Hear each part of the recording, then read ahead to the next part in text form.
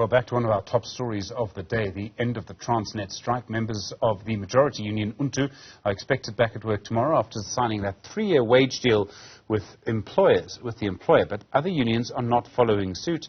UNTU, as you know, very, very angry.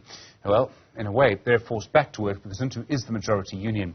Andrew Levy's a Labour analyst. Andrew, good afternoon to you. Does it happen often that one union accepts a wage deal while the other union refuses to accept the deal and then is very angry?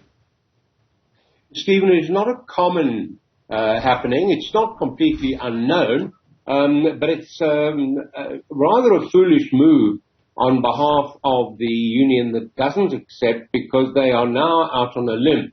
They're marooned, the tide is going out, and they are going to have to renew their efforts to get something.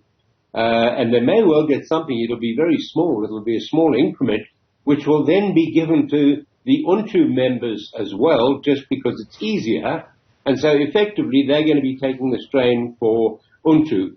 It is not unknown in the public sector where there are many unions. It happens in a multi-union situation. So, for example, if we cast our minds back to some of the difficulties that Sibanye-Stillwater have had between NUM and AMCU, we had a strike a couple of years ago where AMCU sat it out for an extra 4 weeks for almost no gain at all. So it really is a situation where you lose face if you accept and you lose face if you don't. So they're in an awkward situation, and my guess is that Transnet are probably saying to themselves, we can keep some sort of a service going with the UNTU members, and let's let the UNTU members sweat it out, and maybe they'll be a little more careful next time. If you're a union in a multi-union environment in a negotiation with lots of unions, is it quite good strategy to basically mess up the other union in the way that UNTU is accusing UNTU of doing? It certainly is, and I don't know whether UNTU have done this deliberately or not, but they certainly find themselves strategically in a commanding position now, because effectively, if the members of UNTU do get some kind of small increment, because they're going to be desperately looking for a face saver. They've really put themselves out on a limb, and all the employer has to do now is wave a saw at them. But whatever they get, UNTU is going to get. So from a strategic point of view, not letting their members bleed anymore and letting the others take the strain is a good move. It's not brotherly love between the unions, but then they're not members of the same confederation. They don't necessarily follow the same political agenda. But yes, they're going to go back to work, and they're going to watch and see what happens. So if you're negotiating for the employer, does it sometimes help you to have more than one union? You can trade off one against the other, or do you have to always negotiate in front of all of the unions at the same time?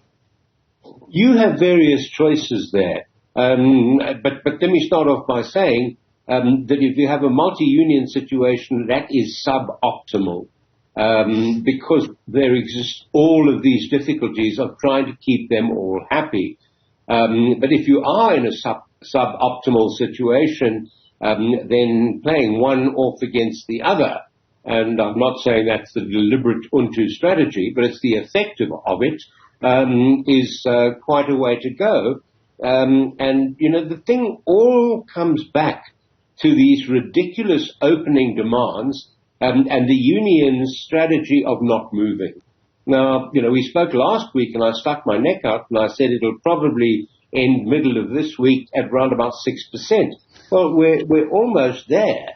And it's not because I'm clever or I have a crystal ball. It's just that that's the settlement rate in the market at the moment, and you're not going to beat the market, certainly not under these conditions. And, you know, really, with skillful negotiation and an abandonment of this really negative and destructive style of bargaining, I'm of the view that this dispute could have been settled without a strike. Andrew Levy, the Labour analyst, thank you very much indeed. Really do appreciate your thoughts tonight.